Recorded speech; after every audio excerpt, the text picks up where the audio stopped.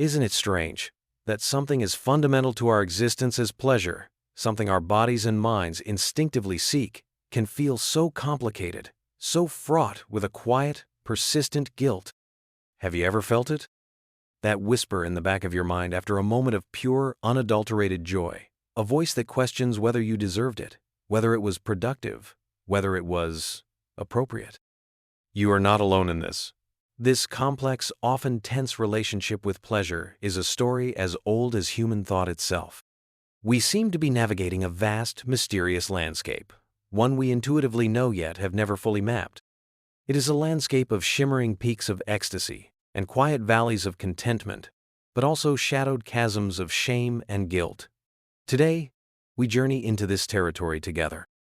We will explore its winding paths, read the maps left by philosophers and thinkers of old, and perhaps, just perhaps, learn to walk through it with a little more ease, a little more grace. Our journey begins in the 18th century, at a breakfast table in London.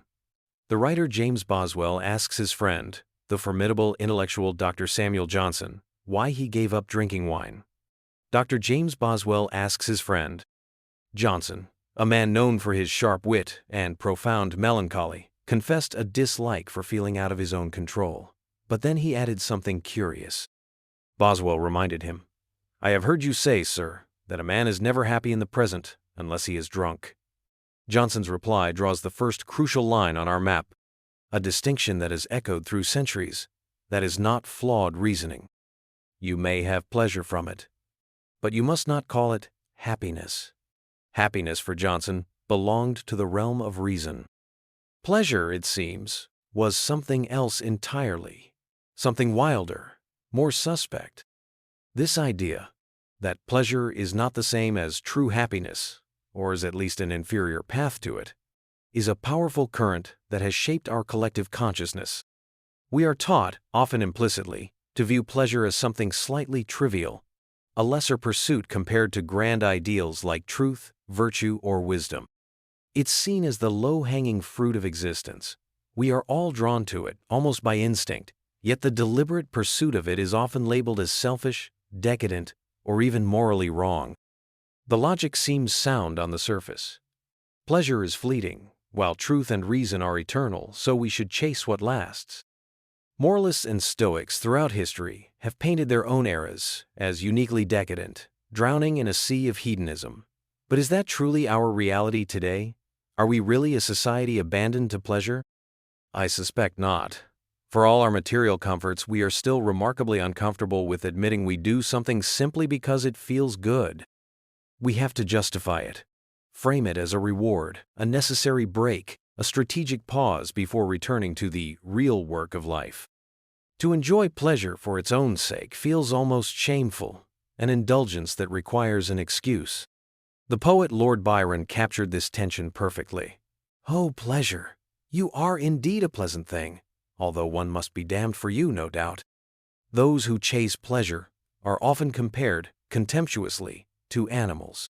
The Greek Stoic Epictetus sneered at those who equated pleasure with the good. "Go and live the life of a worm, for that is what you have judged yourself to be worthy of. To eat and drink and copulate and defecate and snore." Friedrich Nietzsche, with his characteristic flair for the dramatic, placed man even lower. Man does not strive for pleasure. Only the Englishman does. But not all pleasure is condemned equally. The real problem for Dr. Johnson, as he clarified, was bodily pleasure. When a man says he had pleasure with a woman, he remarked with what one can only imagine was a mischievous glint in his eye, he does not mean a conversation. The pleasures he and so many others disdained were those of the flesh. The warmth of aged whiskey, the relief of taking off tight shoes after a long walk.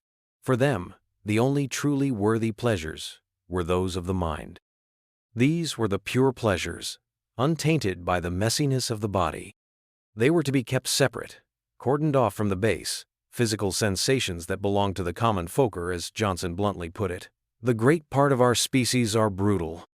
So our exploration begins with this fundamental question. What even is this elusive thing we call pleasure? We think we know it when we feel it, but try to define it, and it dissolves like smoke. It is precisely because it seems so obvious that we need to think more deeply about its nature, its value, and where we find it. It's my hope that by thinking about pleasure, by dissecting it, questioning it, and turning it over in our minds, you might find it in places you least expect. If this idea of mapping our own inner world of pleasure already resonates with you, I gently encourage you to subscribe to Mind Decode Explained. We take these journeys into the intricate landscapes of the mind together, seeking clarity and understanding, one exploration at a time. It is astonishingly difficult to say what pleasure is. The sheer diversity of human pleasures is both a testament to our species' incredible adaptability and a source of profound confusion. Some differences are minor matters of taste. I will never understand the pleasure some find in watching golf. But other differences, viewed across the vast spans of time and culture, are staggering. The idea that people once found genuine pleasure in attending a public execution is, to the modern mind, almost incomprehensible. So, think for a moment about the things in your own life that bring you pleasure. Is there a common thread? What connects the feeling of a warm towel fresh from the dryer and the quiet satisfaction of a charitable act? What links a phone call with your grandmother to the cool side of the pillow on a summer night? What joins the bittersweet ache of nostalgia with a pop of a champagne cork? Is the only thing they have in common simply that they feel good? If pleasure can come in such an infinite variety of forms, what is its essential nature? The most common answer is, frankly, a little boring. It is what feels good. It is those moments that make us say, "Ah, yes, this." Many philosophers have essentially agreed with this, concluding that there isn't much more to say about what pleasure is, though they have plenty to say about the morality of how we get it. Pleasure is just pleasure. Its very diversity has led many to believe it's a fundamental, irreducible component of existence, an experience so primary it defies analysis. The philosopher Edmund Burke called it an impression which a man feels. John Locke argued that pleasure could not be described, and that the only way to know it is to have it. But if it's truly unanalyzable, that only deepens the mystery of its obviousness. Is it merely, as the psychologist and philosopher William James suggested, something that is often associated with experiences that are beneficial? Perhaps. When a group of people as obsessed with defining things as philosophers collectively throws up their hands and says something is too simple to explain, you know you're dealing with a strange concept indeed. As the philosopher Elizabeth Anscombe once observed, the concept of pleasure made even the great Aristotle babble. Perhaps the problem, as it so often is, lies with language. The word pleasure stands in a crowded constellation of related feelings: joy, delight, happiness, contentment, and further out, ecstasy, euphoria, bliss. Maybe the term pleasure is simply stretched too thin, a catch-all for any and every shade of positive experience. Plato certainly thought so. But if someone were to ask me what makes an experience positive, I fear I would be forced back to the same circular answer: that which gives me pleasure. For millennia, philosophers have been wary of bodily pleasure. Today, many philosophers delight in slicing concepts so thinly that no exception can escape their notice, splitting and categorizing ideas into 1,000 warring subschools. But historically, the debate around pleasure was drawn with a much thicker, bolder line. There was pleasure of the body and pleasure of the mind. This division mirrors how we have so often seen ourselves, with the body as a distinct entity from the intellect, the soul, or whatever we choose to call the us that isn't our physical form. Bodily pleasures are the feeling of sinking into a hot bath, the cold shock of an iced tea on a summer day, the intense rush of orgasm. Mental pleasures? The quiet satisfaction of imagining your enemies, and sometimes your friends, getting their just deserts, the feeling of oneness with nature, the contemplation of an eternal truth, and for philosophers, of course, the supreme pleasure of doing philosophy. So why did bodily pleasure get such a bad reputation? As is so often the case, Plato got there first, and he got there with force. His views evolved across his dialogues, but a few core ideas remained. He argued that bodily pleasures are often intertwined with pain, and since pain is bad, so too are these pleasures. The relationship between pleasure and pain is indeed an intimate and tempestuous one. Plato observed that sometimes we only feel pleasure because we have been relieved of pain. Just before his execution, Socrates noted the pain caused by the shackles on his leg, but when they were removed, he felt pleasure following in its wake. Bodily pleasure can also lead directly to pain, especially through repetition or excess. One brownie might bring me a moment of bliss. 50 brownies will bring only a dark night of regret and a complete reevaluation of my life choices. And most of all, pleasure often comes from satisfying a desire. But desire, Plato argued, is itself a form of pain, because it exposes a lack in our lives. As the meditation teacher Emily Fletcher has analyzed, we are always experiencing pleasure on a background of pain. Beyond this, bodily pleasure was held responsible for leading us astray. This was one of Plato's most powerful critiques, one that Christian moralists would later adopt with unbridled enthusiasm. The argument is that physical pleasure and its pursuit lead to false beliefs, because they cause us to value the body over the soul, the gravest of all errors, in Plato's view. In a startling anticipation of Christian thought, he wrote in the Phaedo that the body is nothing less than the prison of the soul. There isn't just a boundary between body and soul, there is a war. Every time we indulge in a carnal pleasure, we collaborate in our own imprisonment, because it tricks us into believing this mortal coil is something desirable. Plato writes, "Each pleasure and pain is a sort of nail which nails and rivets the soul to the body, and makes it believe that what the body says is true. The soul is our path to truth. The body and its pleasures drag us down into a world of error and confusion." Mental pleasures, by contrast, were seen as mostly free from the stain of the physical. They were considered pure.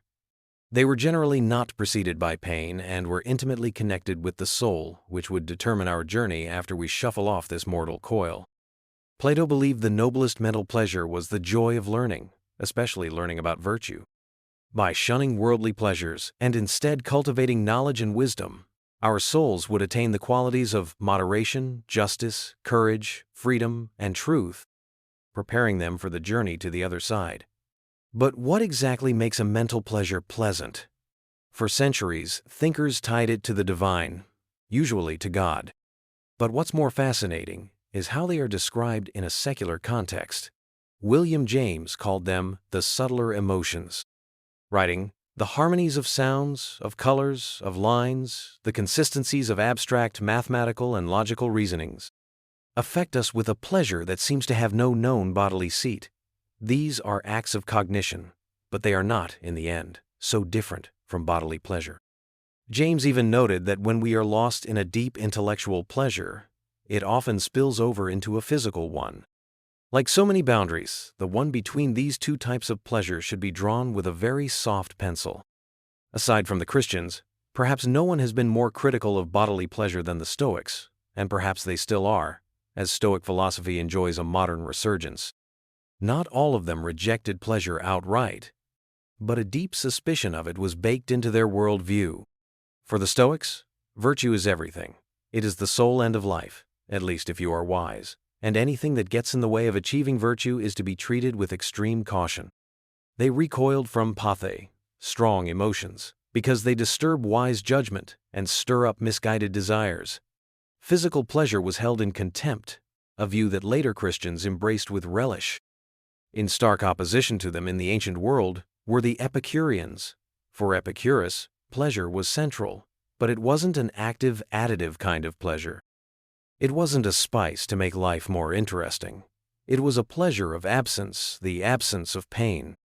The Roman orator Cicero, describing the philosophy of Epicurus, explained it this way: "The pleasure we pursue is not that which excites our nature in any way, nor that which is perceived by a sense of delight. On the contrary, we believe the greatest pleasure is that which is experienced when all pain is removed." Or, as the economist Adam Smith would later phrase it, "What can be added to the happiness of the man who is in health, out of debt, and has a clear conscience?" This view applied to both bodily and mental pleasure. The pleasure of the body, Epicurus believed, was simply the state of not being thirsty, And the pleasure of the mind? He argued that the greatest fear weighing on the human soul was the fear of death. To relieve us of this burden, he offered a powerfully simple argument. When we exist, death is not here. And when death is here, we do not exist. To truly internalize this is to be freed from the exhausting obsession with our own demise, and this absence of fear is itself a profound pleasure. While this is a restrained and rather negative view of physical pleasure, it is also a powerful defense of it. It's a way of living that values our physical presence, that encourages us to enjoy the simple state of being a human in a body. One can draw a line from Epicurus through thinkers like Montaigne, Voltaire, Hume, and Bertrand Russell's tradition that is life-affirming, that accepts the world as it is, and that advises us not to fear the pleasures of the flesh, in moderation, of course. As Montaigne famously wrote, "I, who operate only on the ground floor, hate that inhuman wisdom that would make us disdainful of our bodies." There are other landmarks on our map of pleasure, places where it can be found far from the dialectic of pain. In April of 1336, the poet Petrarch decided to climb Mont Ventoux in Provence. It was not an easy trek. And ever since, that climb has become legendary, a kind of founding moment of humanism, for it was supposedly the first time anyone had climbed a mountain simply for the joy of it. "My only motive," Petrarch wrote, "was the desire to see what so great an elevation had to offer." His account is filled with heavy-handed allusions to St. Augustine's conversion, but gleaming through the text is a powerful testimony of a man standing on a summit, stunned into awe by the sheer majesty of nature. He looked south toward Italy, west toward the Pyrenees, and north toward Lyon. And standing there, he was like a man dazed and astonished. The pleasure Petrarch found in nature was its immensity. He was tiny in its vastness, a speck in the wind. But he was also standing above a continent. "I could see the clouds under our feet," he wrote. In this dual state of being simultaneously insignificant and grand, a special kind of pleasure arises, the subtle joy of what philosophers call the sublime. The poet William Wordsworth was one of the first to articulate this peculiar feeling, most famously in his poem Tintern Abbey. "And I have felt a presence that disturbs me with the joy of elevated thoughts, a sense sublime of something far more deeply interfused, a motion and a spirit that impels all thinking things, all objects of all thought, and rolls through all things." But nature offers not just the thrill of the immense, but also an almost opposite pleasure, the joy of quiet, of solitude, of being removed from the tiresome hustle of society. In nature, we can become temporary hermits and see ourselves more clearly. As Lord Byron wrote, "There is a pleasure in the pathless woods. There is a rapture on the lonely shore." It is the pathless quality of the woods that appeals to him, the pleasure of being where no one else is. And perhaps, in that solitude, nature helps us find the simple, sacred pleasure of just being ourselves. Of course, there is always Schadenfreude, the pleasure derived from another's misfortune. It is an endlessly renewable resource of joy. Whether we drink from it with shame or pride, it feels good to watch our enemies stumble. But what about its opposite, the less controversial pleasure of seeing others happy? It has been observed that when a young child gives a gift to a friend, the child often becomes happier than the recipient. Buddhist philosophy has a word for this, muditā, joy that comes from delighting in other people's well-being. We are a social species, and many thinkers have argued that we are incomplete without others. It seems only natural, then, that we should derive pleasure from the happiness of our fellow humans. Of course, it all depends on who we're talking about. It's one thing to feel a warm glow from giving a friend a nice gift. It's another thing entirely if you feel genuine joy watching a dictator beam like a schoolboy at a basketball game. Setting aside tyrants and scoundrels, why do we feel good when we make others feel good? Philosophers, especially in the 18th century, had a beautifully simple answer: because it is good. More precisely, because the good is the multiplication of pleasure in the world. For millennia, moral injunctions were basically variations on a theme. Try not to be a nuisance to your fellow passengers on this brief journey of life. And if you can, be a source of light. Why should one be good? The answer was, for a long time, found in the divine and the unseen. Because God is judging you. Because hell has some nasty surprises in store. Because our holy book says so. What made the philosophical hedonists different was that they brought morality down to earth, where it could be seen, tested, and even measured. The third Earl of Shaftesbury was among the first to tie the idea of the good to our social nature. He argued that bringing pleasure to others was a moral act, and that this act, in turn, felt good to the giver. In fact, he believed that the pleasure of increasing the pleasure of others was the highest pleasure of all. He wrote that it was a pleasure so much the more intense, pure, and durable than the satisfaction of thirst, hunger, or any other violent appetite. It is a pleasure of the mind, perhaps, but it is also a profoundly human pleasure, the joy of seeing our own humanity reflected in another's. So, where does our journey leave us? We've seen that pleasure is devilishly hard to define, a familiar part of life that becomes slippery the moment we try to grasp it.